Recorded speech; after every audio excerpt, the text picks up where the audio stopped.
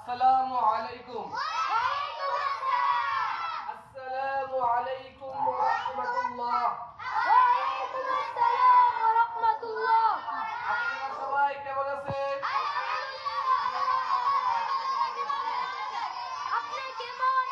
আলহামদুলিল্লাহ, আল্লাহ তাআলা আমাকে খুবই ভালো রেখেছে। আমরা মাদের হরফে ধারাবাহিক ক্লাস চলতেছে। যদি আপনারা এই নিয়মিত এই ক্লাসগুলো করতে পারেন, যারা অনলাইনে আছেন, যারা আমার এই ক্লাস দেখতেছেন, নিয়মিত এই ক্লাসগুলো করবেন। বাচ্চাদের সাথে আপনারাও মুখে উচ্চারণ করে বলবেন। এতে কি হবে, ইনশাআল্লাহ আপনাদের মুখস্থ হয়ে যাবে। তারপর আপনারা নিজেরা বাড়িতে মুখস্থ করে পরবর্তী ক্লাসের মধ্যে ইনশাআল্লাহ আপনারা কি করবেন, এই পড়াগুলো আমাকে শোনাবেন। অনলাইনে আমি বলবো, আপনারা বলেন, তখন বলে শোনাবেন, ঠিক আছে? সবাই বলেন, মাদের হরফ তিনটি,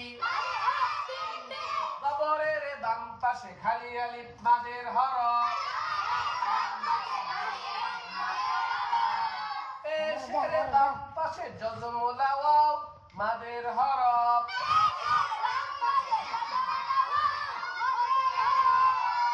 জেরের বাম পাশে জজমুলা ইয়া মাদের হরফ,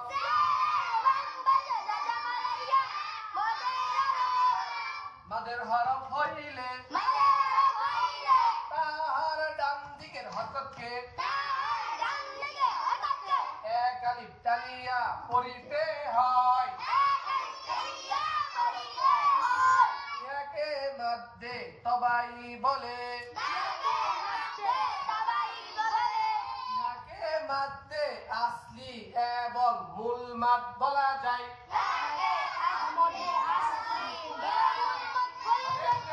এটাকে মধ্যে তবাই বলবেন, কিন্তু এটা আরেকটা নাম আছে, নাম কি? মধ্যে আসলি অথবা মূল মাদ, ঠিক আছে?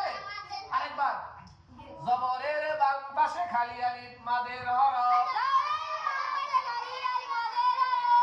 আপনি বলেন তো মাদের হরফ কয়টি? জবরের বাম পাশে খালি আলিফ মাদের হরফ, পেশের বাম পাশে জজমুলা ওয়াও মাদের হরফ, জেরের বাম পাশে জজমুলা ইয়া মাদের হরফ, মাদের হরফ হইলে তাহার ডান দিকের হরকতকে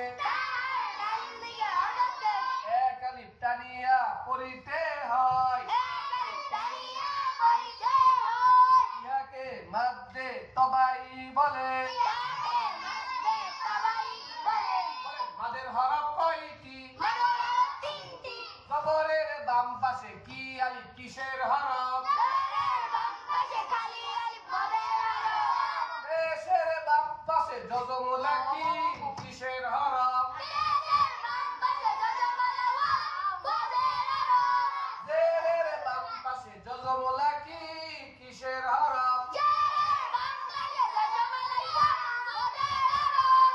কি হরফ হইলে তাহার ডান দিকের হরকতকে কয় আলিফ টানিয়া পড়িতে হয়, ইহাকে মাদ্দে কি বাই বলে। মাশাআল্লাহ, মাশাআল্লাহ। বিশাল আসেন, আপনি আসেন, আয়শা একবার বলেন।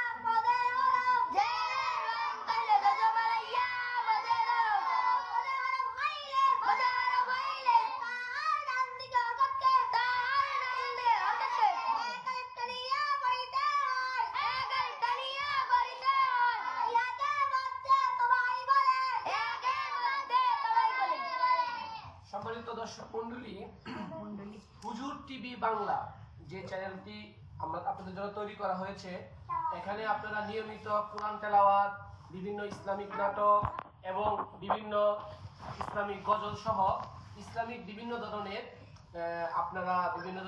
বিষয় পাবেন ইনশাআল্লাহ। আপনারা যারা এখনো আমার এই চ্যানেলটি সাবস্ক্রাইব করেন নাই, সকলেই আমার এই চ্যানেলটি সাবস্ক্রাইব করে নিন। ইনশাআল্লাহ নিয়মিত আপনারা ভিডিও পাবেন। আর আপনারা এই বাচ্চাদের যদি নিয়মিত এভাবে ছন্দ করে একতালে পড়তে পারে,